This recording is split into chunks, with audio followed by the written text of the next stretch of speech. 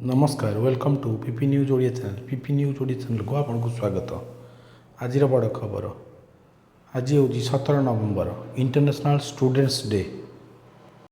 आज प्रथम खबर चलित आर्थिक वर्ष में कार्यकारी हेब केन्द्रापड़ा बलदेवजीउंकर परिक्रमा प्रकल्प मंदिर सौंदर्यीकरण एवं भित्तिभूमि बाबद को प्राय 100 कोटी टंकार बलदेवजीउ परिक्रमा प्रकल्प पर सरकार परियोजना। बलदेवजीउ परिक्रमा प्रकल्प नहीं समीक्षा पर आईन मंत्री पृथ्वीराज हरिचंदन यही सूचना देइछन्ति। परवर्ती खबर श्रीमती रीना देवी को सम्मानजनक शिक्षक रत्न सम्मान 2025 प्रदान। कटक स्थित न्यू स्टुअर्ट स्कूल शिक्षयित्री श्रीमती रीना देवी को शिक्षा क्षेत्र में उल्लेखनीय अवदान पर सम्मानजनक शिक्षक रत्न सम्मान 2025 प्रदान कर ओडिशा प्रतिभा सम्मान पक्षर आयोजित वार्षिक सांस्कृतिक उत्सव में यह पुरस्कार प्रदान कर। परवर्ती खबर कटक बालीजात्रा आयोजन नहीं बर्षिले मेयर सुभाष सिंह उपर पड़िया अधा पंतरिया आयोजन नहीं प्रशासन को समालोचना कले। जिलापाल मनमुखी भाव में बालीजात्रा आयोजन कले। सीएमसी को आयोजन नहीं परामर्श करना जिलापाल सीएमसी निर्वाचित काउंसिलर को निमंत्रण जाई नहीं। परवर्ती खबर आत्मसमर्पण कले 2 माओवादी। कंधमाल एसपी ऑफिस रे दक्षिणांचल आईजी उपस्थिति में उभय आत्मसमर्पण करछन्ति। 2 माओवादी छत्तीसगढ़ उनगा कालमो एवं मासे माडवी बोली जना पड़ी। उभय स्वामी एवं स्त्री होइतिबा बेले 2018 मसीह सीपीआई माओवादी संगठन में काम करुले। उभय नाँ लक्षे टंका लेखाएं पुरस्कार थिला से निकटरू अनेक माओ सामग्री। परवर्ती खबर धीरे धीरे बिगिड़बारे लगी ओलीवुडर प्रसिद्ध गायक ह्यूमान सागर स्वास्थ्य अवस्था। उन्नत चिकित्सा हो पारती एयरलिफ्ट। वर्तमान भुवनेश्वर एम्स रे वेंटिलेटर रखा एपर्यंत स्वास्थ्य अवस्था से सुधार आसी नहीं। आगामी किछि घंटा जाए ऑब्जर्वेशन रे रखा देखा करने को एम्स रे पहुंची पत्नी श्रिया मिश्र। परवर्ती खबर समस्त आह्वान मुकाबिला करी देशर एकता बजाय रखा राज्यपाल डॉक्टर हरिबाबू कंबम पार्टी आह्वान जनाइछन्ति। राजभवन में जनजातीय गौरव दिवस एवं उत्तराखंड एवं झारखंड प्रतिष्ठा दिवस अवसर में से यह कहते। राज्यपाल कहले जनजाति गौरव दिवस झारखंड महान आदिवासी नेता तथा स्वाधीनता संग्रामी बिरसा मुंडा साहसिक बलिदान को मन पकाइवाई एक उत्सर्गीकृत दिन। बिरसा मुंडा ब्रिटिश अत्याचार विरुद्ध में आदिवासी मन में चेतना जागृत करथिले। परवर्ती खबर ओडिशार किछि अंश शीतलहरी खेली जाइछि। रविवार कंधमाल जिलार जी उदयगिरी राज्यर सर्वनिम्न तापमात्रा 5.8 सेल्सियस रेकर्ड कर। भारतीय पाणीपाग विभाग अनुजाई जी उदयगिरी परे कोरापुटर सेमिलीगुड़ा दारिंगबाड़ी फुलबाणी एवं अनुगुल रही।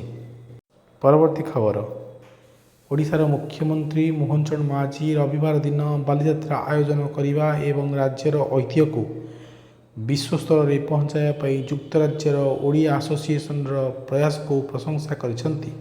सीएम द्वारा जारी एक विवृत्ति कहुई जे भारतर सर्वपुरातन एवं सबुठारु प्रतीकात्मक सामुद्रिक महोत्सव मध्य गोटे बालीजात्रा शनिवार लंडन ऐतिहासिक हाउस ऑफ लॉर्ड्स रे पालन कर। परवर्ती खबर भुवनेश्वर लोकप्रिय खोला रास्ता महोत्सव पाठ उत्सव डिसेम्बर शेष सप्ताह एक उत्साहजनक पुनरावृत्ति करने को जाउछि। भुवनेश्वर म्युनिसिपल कॉर्पोरेशन बीएमसी सहर प्रत्येक जोन रे गोटे लेखाएं 3टी निर्दिष्ट स्थान रे यही प्रिय कार्यक्रम आयोजन करने प्रस्तुति आरंभ कर सारी। बीएमसी कमिशनर चंचल राणा निश्चित करछन्ति जे यही महोत्सव डिसेम्बर शेष सप्ताह आरंभ एवं जानुआरी प्रथमार्ध पर्यंत चलिब। पथ उत्सव प्रति रविवार सकाल 7 सकाल 10टा पर्यंत अनुष्ठित हो जहाद्वारा चयनित रास्तागुड़ी को सृजनशीलता एवं मजार परिपूर्ण सामुदायिक स्थान में परिणत कर। ପରବର୍ତ୍ତୀ ଖବର, ଜାତୀୟ ବ୍ୟାଘ୍ର ସଂରକ୍ଷଣ ପ୍ରାଧିକରଣ ଦ୍ୱାରା ଜାରି ନିର୍ଦ୍ଦେଶାବଳୀ ଅନୁଯାୟୀ ଏକ ବିସ୍ତୃତ ବହୁସ୍ତରୀୟ ଗଣନା ପ୍ରକ୍ରିୟା ଆରମ୍ଭ କରି ଓଡ଼ିଶା ଶିମିଳିପାଳ ବାଘ ଅଭୟାରଣ୍ୟ ଏହାର ବାର୍ଷିକ ବ୍ୟାଘ୍ର ଗଣନା ଆରମ୍ଭ କରିଛି।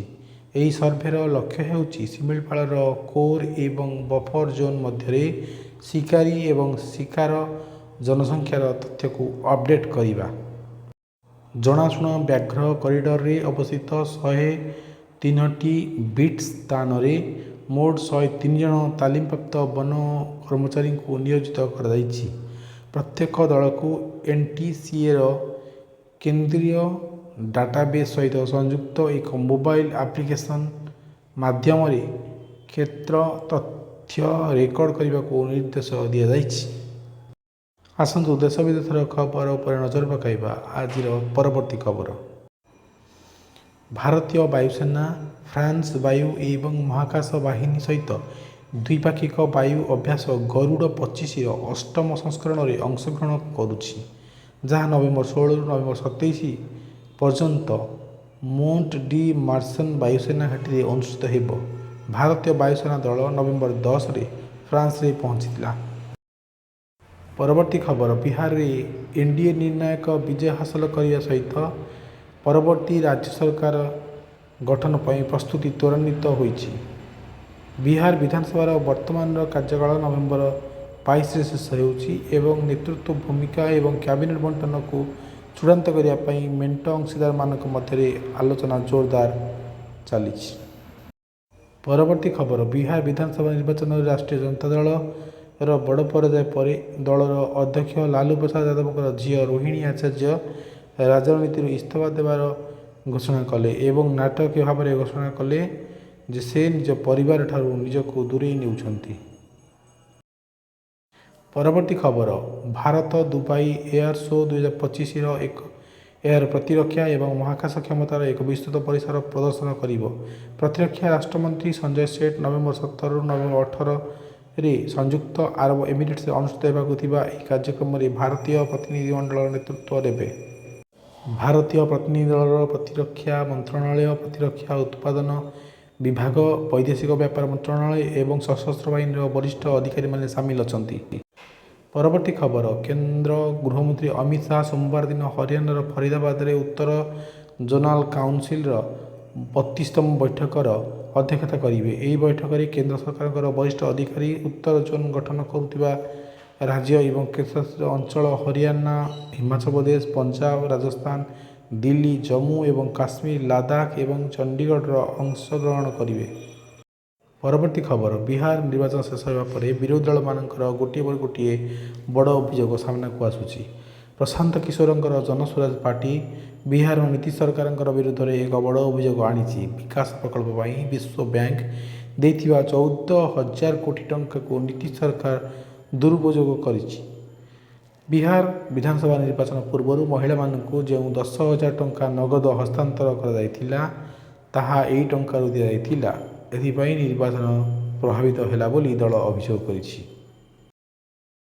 ପରବର୍ତ୍ତୀ ଖବର, ସ୍ୱାମୀ ବିବେକାନନ୍ଦ ସାଂସ୍କୃତିକ କେନ୍ଦ୍ର ଏବଂ ସାଓ ପାଉଲୋର କୋନାୟୁର ଦ୍ୱାରା ମିଳିତ ଭାବରେ ଆୟୋଜିତ ତୃତୀୟ ଆନ୍ତର୍ଜାତୀୟ ଆୟୁର୍ବେଦ ସମ୍ମିଳନୀ ଶନିବାର ଦିନ ଶେଷ ହୋଇଛି।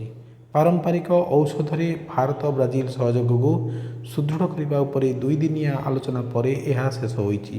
ଭାରତୀୟ ସାଂସ୍କୃତିକ ସମ୍ପର୍କ ପରିଷଦର ତତ୍ତ୍ୱାବଧାନରେ ନଭେମ୍ବର 14ରୁ ନଭେମ୍ବର ପର୍ଯ୍ୟନ୍ତ ଅନୁଷ୍ଠିତ ଏହି କାର୍ଯ୍ୟକ୍ରମ ବ୍ରାଜିଲରେ ଆୟୁର୍ବେଦର ଉପସ୍ଥିତିର 4 ଦଶନ୍ଧି ମଧ୍ୟ ପାଳନ କରିଥିଲା। ପରବର୍ତ୍ତୀ ଖବର, ବାଣିଜ୍ୟ ସଚିବ ରାଜେଶ ଅଗ୍ରୱାଲ ଶନିବାର ଦିନ ମସ୍କୋରେ ଉଚ୍ଚସ୍ତରୀୟ ବୈଠକର ଏକ ଶୃଙ୍ଖଳା ସମୟରେ ଭାରତ ଏବଂ ୟୁରେସିଆନ ଅର୍ଥନୈତିକ ସଂଘ ମଧ୍ୟରେ ପ୍ରସ୍ତାବିତ ମୁକ୍ତ ବାଣିଜ୍ୟ ଚୁକ୍ତି ପାଇଁ ଚାଲିଥିବା ଆଲୋଚନାର ସମୀକ୍ଷା କରିଛନ୍ତି। ଅଗ୍ରୱାଲ ୟୁରେସିଆନ ଅର୍ଥନୈତିକ କମିଶନର, ବାଣିଜ୍ୟ ଦାୟିତ୍ୱରେ ଥିବା ମନ୍ତ୍ରୀ ଆଣ୍ଡ୍ରେ ସ୍ଲେପନେଭ, ରୁଷିଆନ ଫେଡେରେସନର ଶିଳ୍ପ ଏବଂ ବାଣିଜ୍ୟ ଉପମନ୍ତ୍ରୀ ମିଖାଏଲ ୟୁରିନଙ୍କୁ ଭେଟିଥିଲେ ଏବଂ ଭାରତୀୟ ଏବଂ ରୁଷିଆନ ବ୍ୟବସାୟ ନେତାମାନଙ୍କ ଦ୍ୱାରା ଯୋଗ ଦେଇଥିବା ଏକ ଶିଳ୍ପ ପୂର୍ଣ୍ଣାଙ୍ଗକୁ ମଧ୍ୟ ସମ୍ବୋଧିତ କରିଥିଲେ। ଆସନ୍ତୁ ଖେଳ ଖବର ଉପରେ ନଜର ପକାଇବା। ପରବର୍ତ୍ତୀ ଖବର,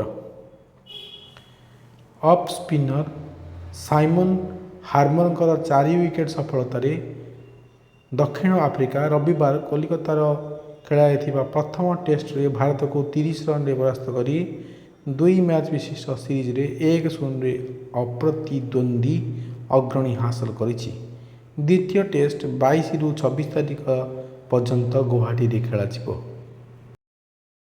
ପରବର୍ତ୍ତୀ ଖବର, ଢାକାରେ ଅନୁଷ୍ଠିତ ଏସୀୟ ତୀରନ୍ଦାଜି ଚାମ୍ପିଅନସିପ୍ରେ ଭାରତ ଏକ ଐତିହାସିକ ଦିନ ପାଳନ କରିଛି, କାରଣ ବି ଧୀରଜ ଏବଂ ଅଙ୍କିତା ଭକତ ସେମାନଙ୍କର ପ୍ରଥମ ବ୍ୟକ୍ତିଗତ ଟାଇଟଲ୍ ଜିତିଛନ୍ତି, ଯେତେବେଳେ ପୁରୁଷ ଦଳ ଏକ ନାଟକୀୟ ସୁଟ୍ ଅଫ୍ରେ କୋରିଆକୁ ଚକିତ କରିଛି।